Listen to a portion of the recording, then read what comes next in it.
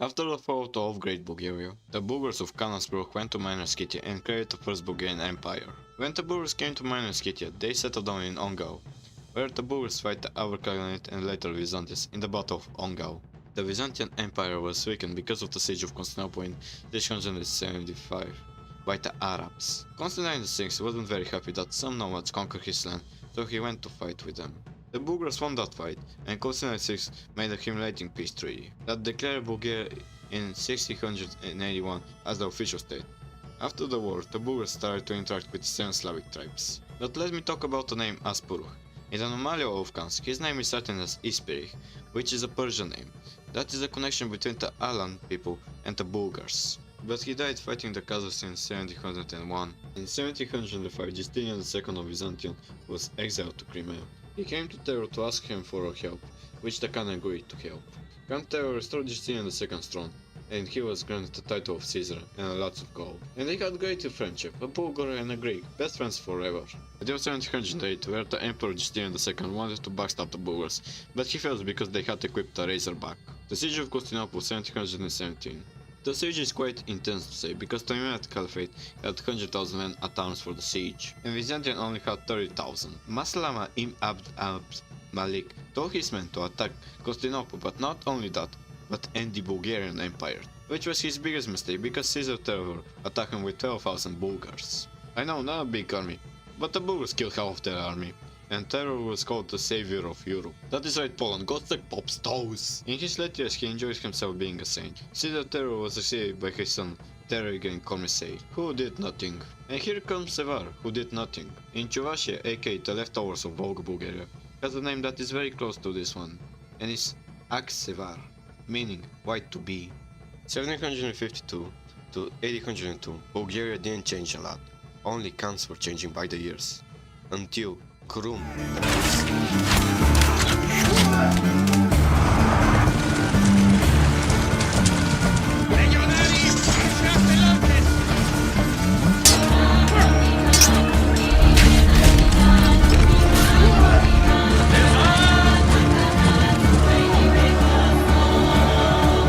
Krum's work is quite important for Bulgaria's existence, because he writes the first written rules for Bulgaria, and in his regime he doubles the territory of Bulgaria. Krum's origins are unknown, and lots of historians think he is a Bulgar of Kuber, because Caesar Terror had connection with his uncle, Kuber. Well, don't take this as a fact, it's just a theory. Around 1805, Krum the Fearsome led a campaign against Avar Khaganate.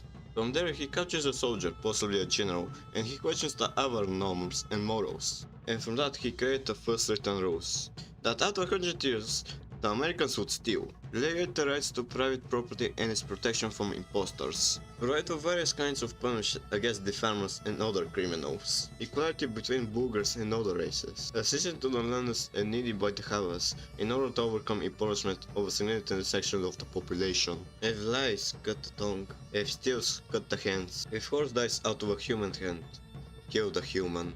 From all these rules we can say that Krum the Fearsome is a moral person who puts a lot of trust to his people. All those rules gives extra information on how life could have been in Bulgaria. Like the rule, if steal, cut the hands. Does that mean in Bulgaria there's a lot of theft? Probably that's because we had Romania after the Avar campaign. In 811, Nicephorus I led a war against the Bulgarians, where Krum the Fearsome really got a new cup. In the battle, Krum the Fearsome upgraded the army by introducing heavy cavalry. Fun fact, Nicephorus I is the second Byzantine emperor to die in a fight, but Krum's lust for territory was still raging. In 813, he attacks the Romans in the Battle of Archikia, where he advanced to east of Thrace with 12,000 men, where Michael I was so much scared that he became a monk. But Krum's lust became bigger and tried to take Constantinople. Before the siege, Krum made an animal sacrifice. This is the first recorded evidence of paganism. In Krum's army a new title is mentioned, Ichiguru Buiwa. This title is the highest war general title, that is made from two words, Ichiguru Turkic meaning eternal, Buiwa Turkic meaning noble, but you may know it as Boyar. He got peace treaty from Leo V Armenian, where the Romans agreed for peace treaty. Krum's siege on Constantinople failed because of the golden walls were unbreakable. The Romans set up a trap for Krum. Krum was able to escape the trap and took Adrianople just to show off. Krum's death is quite interesting. Some sources say he got executed and some say he died because he ate a bear. Nevertheless, Krum the Fearsome had a great influence on Bulgarian society. After Krum's death, his son became the next lord of Bulgaria, Kanasabugi Omurtak.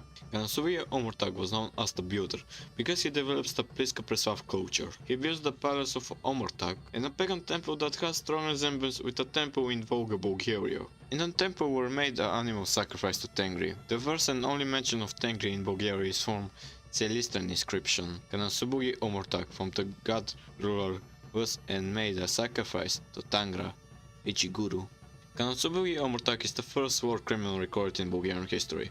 He orders his men to kill Byzantine Christians who were spreading the word of Jesus. After the region of Omurtak comes Malomir, whose name means little peace. Mala from Old Slavic means little. Mir meaning peace, quite fitting name for him, because in his regime he didn't do anything. With his name is considered the Slavic nation of the Bulgars has started.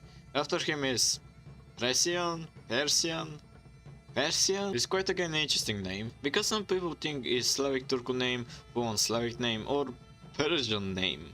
If it is Persian full Slavic name, it means outright.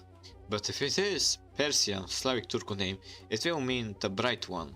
And for Persian, meaning just means Persian from Bulgarian. When the 3 years peace treaty expired, Khan Persian expanded the Bulgarian territory to Macedonia, Greece and Serbia. But at this expansion mission, Khan Persian wasn't alone. The second ever mentioned Lord General was with him, Ishbu. After Persian regime comes Knyaz Boris I of Bulgaria. The title Knyaz is Slavic title that is equivalent to Duke. Knyaz Boris' war missions were failures. He was unable to defeat the Serbs like his father Persian. Yeah, I know, rare Serbian W. The war with Croatia ended with a draw. But Knyaz Boris didn't let his mark on history from wars, but from societal changes. In 1864, Knyaz Boris I converted all of Bulgaria to Orthodox Christianity. But there was a little chance of converting to Catholicism, because Boris had connections with Pope Nicholas. After Boris baptized, he adopted the name Mikhail. He did that to try and unite all of the Slavic tribes and the Bulgars to religion. The Bulgars aren't very happy about the conversion. 51 boyars of Bulgar Rangers made a revolt. The revolt's quest was to kill the knyaz and stop the conversion. The revolt was a failure. As described by Pope Nicholas, 51 were punished by death. Knyaz Boris wasn't done with the Orthodox Church, because in those churches, the language that was spoken was Greek. The knyaz wanted a free Bulgarian church, a church that was spoken Bulgarian, not Greek. He feared if the churches were spoken in Greek, that they would get slowly annexed. But in his regime he couldn't fix the issue. When Boris gives the throne to his oldest son, Vladimir, he spent his time at a church in Preslav, being known as Mikhail. Vladimir Rosati wasn't very fond of the new religion, so he tries to eliminate the churches and restore Tengrism. When his father learns about his action, he dethrones his son. As a punishment, very Byzantium style, by scorching his son's eyes. Knyaz Boris' regime is thought the golden age for Bulgaria has started. With Vladimir's death comes to rule his younger brother, Tsar Simeon the Great, who makes the golden age to its biggest extent. Simeon is a Christian name, meaning God hears. From that we can tell Simeon the Great is Christian. Simeon the Great in his young years lived in Constantinople, where he learns Greek literature, Greek philosophy and Christian studies. When he became the Lord of Bulgaria, he founded Saint Clement of Ohrid and Saint Naum of Preslav to create the Syriac alphabet. The alphabet was created to combat the Greek influence in Bulgaria's churches. Simeon the Great didn't become great because of this, but for making the Byzantines ask themselves life's meaning. He created a title that is equivalent to Emperor, Tsar. He had great territorial expansion that made Bulgaria connect to 3 seas. In his regime, he had to fight the Byzantines and the Hungarians. In the First Bulgarian-Hungarian War, Simeon the Great made an alliance, the Pechenegs, who in the future delayed the downfall of Bulgaria. He funded the creation of Preslav Literature School and Ohrid Literature School. Those schools had great influence on Bulgarian society, because in there they would translate the Bible from Greek to Old Church Slavonic, in other words, Old Bulgarian. With Tsar Simeon the Great is considered the golden age is at its peak. Him and his father had great influence on the Slavic world. From their time we don't have a lot of literature that survived. Shtoden and for the letters is literature from that time. Shtoden is written by John Ezerich, who writes in the book about how the world is working and biblical studies. For the letters is pages about the Bulgarian societal church that should embrace the acceptance of the Syriac alphabet if they really want to share the Bible. The author of this is an anonymous person who calls himself Generizes Hraber, whose identity is thought to be Tsar Simeon the Great. Tsar Simeon the Great's death is unknown. His death is associated with the legend, the mighty statue. If a knight broke thy head, though broke the man. His successor is his son, Peter I. In Tsar Peter I's time, we had to deal with the heresy of Bogomism. Bogomism originated from Bulgaria, more specifically in the region of Macedonia. The creator of Bogomism is priest Bogomil. Bogomil was an Orthodox Christian who wasn't very fond of violence. So he created the religion of Bogomism, which means dear God in Slavic. The religion is peaceful one. Priest Bogomil will teach people not to fight, but to be pacifists, and not trust the church and the Tsar. Most importantly, not to pay taxes. Boys, I'm converted to Bogomism. Bogomism wasn't great for the economy, and Tsar Peter had to rely on his allies, the Pechenegs, as military power. Tsar Peter made a peace marriage with the Byzantine Emperor, Christopher Lekapones, marrying his daughter Maria Lekapene. I like how you can see the Slavic version of Lekapones. The peace continues on for 43 years. In 931, the Serbs later revolted against the Tsar, which was successful and created a bigger Serbia, which wasn't that problematical, unlike the Hungarians, who besieged Bulgarian territory. Tsar Peter's older brother, Mikhail, later revolted against him, trying to get the crown, but he dies. Around 960, Tsar Peter's wife dies, and the Byzantine Emperor Nicholas II Phocas stopped paying tribute to the Bulgarian Empire. In 967, the Byzantine Empire and the Rus attacked the Bulgarian Empire. The army of the Bulgarian Empire was weakening because of the heresy of Bogomism. Instead of south, the Lord of the Rus people made a devastating blow that took all of the eastern part of Bulgaria and captured the Tsar's two sons, Boris II and Roman. The Tsar couldn't take the stress and dies out of a heart attack. The Bulgarian Empire was without a Tsar to rule, so the nobility stepped in to help. More specifically, Nicola. Nicole stabilized the empire by using different type of government, Comitat. Nicole gave all his sons provinces to rule. From that way they can easily slow down incoming attacks from the Rus and the Byzantians. Just so you know, Comitat doesn't equal monarchy. Comitat is closer to parliamentary with a mixture of monarchy. In 1969, the two brothers escaped the Byzantine capture. Explained by Yahya. With street smart and cleverness, in blink of night they escape. The two, fearing to be uncovered, hide in trees. In gates of home, the younger dies by arrow. The older gets uncovered and ruled as Tsar. The Tsar dies of an unknown issue. Then comes Tsar Semil, the son of Nicola. Fun fact, Tsar Semil is the only Tsar that we know his height, and is 160 centimeters. Tsar Semil's first mission was to attack the Serbs, before the Byzantines attacked the Bulgarian Empire, because he had a suspicion that the Serbs will attack the empire. The battle ended with a peace marriage between Semil's daughter Kosara and the Prince of Serbia, but there was another thing that Semil had to deal with. The Hungarians. Luckily for the Hungarians, didn't go to war with the Bulgarians.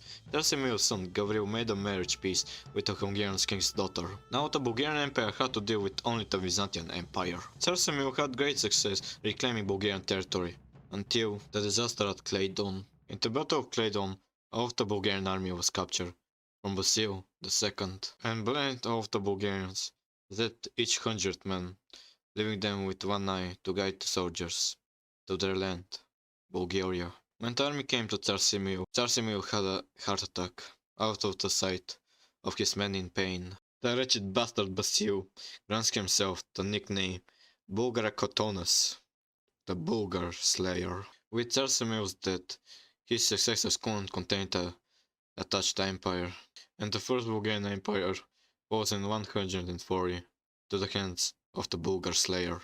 In the enslavement of the first Bulgarian Empire, there was attempts at freeing it from Roman hands, like Peter Delian and self-claimed Tsar Grigory Vohitech, but those attempts were failures, until the two brothers.